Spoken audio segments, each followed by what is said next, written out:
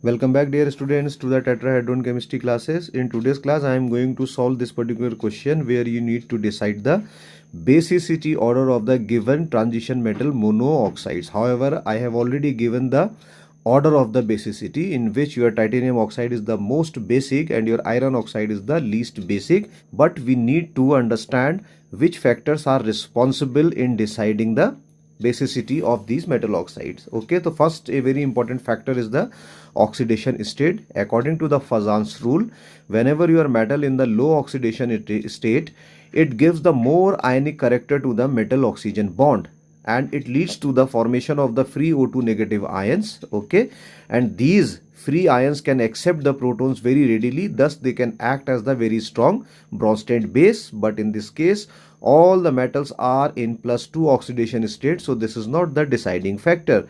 Second very important factor is the size of the cation, and again according to the Fazan's rule, large cation gives the low polarizing power to the cation. Thus your metal oxygen bond is more ionic in nature but less covalent in nature, and due to the more ionic nature again it will produces O2 negative ions which can accept the protons readily and act as the Bronsted base. So here you can see titanium 2 positive ion is the biggest in the size, right? Due to its biggest size, its bond with the oxygen is more ionic, thus it can act as a very strong base, and the size of the cation decreases in this order, so the basicity as well. But here is the catch: when you see the chromium ion and your iron, then you will find iron is higher in size, it is 78 picometer, while your chromium ions are 73 picometer. So according to this, Fe2 positive can form a more ionic bond with the oxygen and it should be more basic, but it is not